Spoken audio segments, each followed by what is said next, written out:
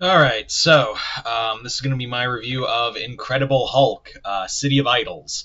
This is the fourth volume in the Philip Kennedy Johnson Incredible Hulk run, which I've been really enjoying, and also a book sent to me by my friend Chris. Thank you once again, brother.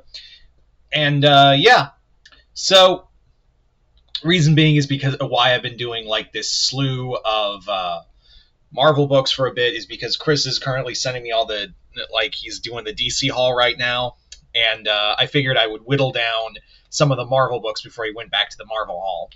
Um, yeah. So, and I've been meaning to read this because this series, Philip Kennedy Johnson's Incredible Hulk run, is awesome.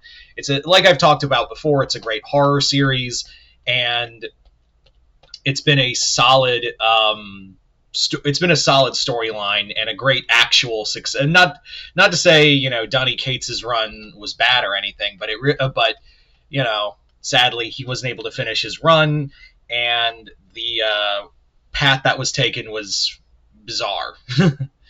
Anyway, but this feels like an actual successor to like Immortal Hulk.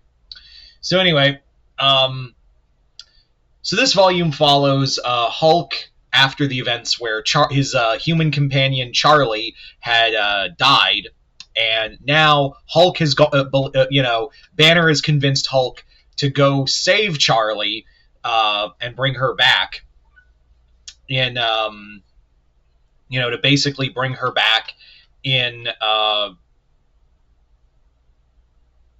what was I going to say? In Vegas, yeah. There's basically Hulk and Banner have discovered that in Vegas there is basically a way to save her and bring her back. But however, that's the heart of the enemy, because the enemy being the eldest child of the Mother of Horrors, the big overarching villain that has out to stop the Hulk, because the Hulk who they call the Fractured Son is their longtime enemy that's keeping the Mother of Horrors from coming back and reigning a new era of monsters. And we actually, not only is this a story about Hulk saving Charlie, but also we get to learn about the backstory of the Eldest and its war with the Fractured Son. In fact, going back to Immortal Hulk, calling back to Immortal Hulk with the first Hulk,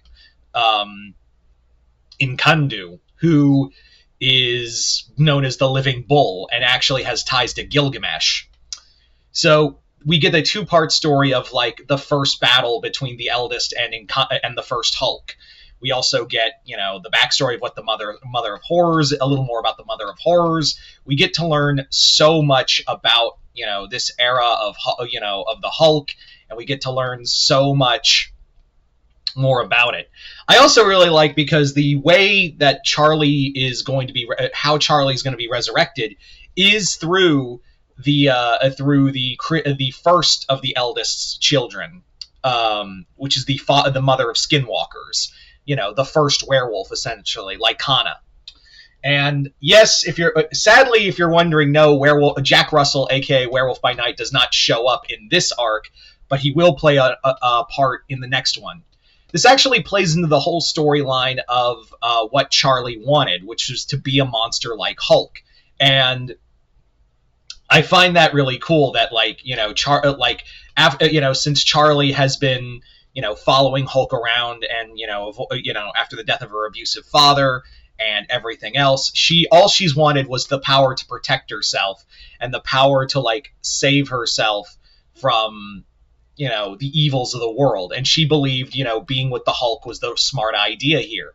But of course, like Hulk warned her the whole time they were together, he basically said multiple times, look, people around me die or something horrible happens to them. That's always the case. And sure enough, once again, Hulk is proven right.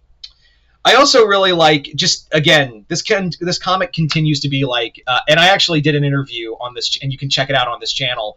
I did an interview with Philip Kennedy Johnson, and he basically said from the get-go that this is Hulk being inspired by Tales of the Crypt and a lot of old EC comics, like a lot of old stories in that regard. There's a lot of major inspiration for Hulk coming from from that era. And you really get, again, that feeling, and again with the artwork by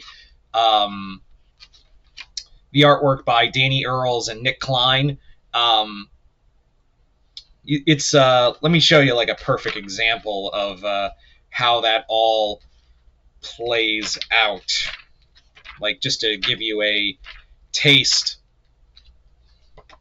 See, it's stuff like that, like these kind of grotesque body horror kind of stuff that plays a major role for the in the storyline. But yeah, so we're heading into a new chapter, and yes, even though he wasn't here in the first one, we are in the next volume. We'll have Jack Russell play a big part in the comic, because if you're going to have werewolves, you might need Werewolf by Night. So Incredible Hulk City of Idols continues to be like an awesome series, and I can't wait to see what happens next. This whole Mother of Horrors thing has been really awesome, and like I said before, it is a solid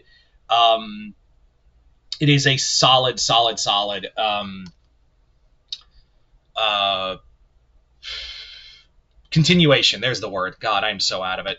A solid continuation of the Immortal Hulk storyline. So Chris, thank you once again, my brother, for sending me this book. And yeah, if you haven't already, pick this series up. It's been awesome. Anyway, so you guys tell me in the comments below if you've read Incredible Hulk City of Idols. Let me know in the comments below what you guys thought of it. Other than that, hope you all enjoyed this. I'm Mr. Multiverse. I'll see you next time in the Multiverse.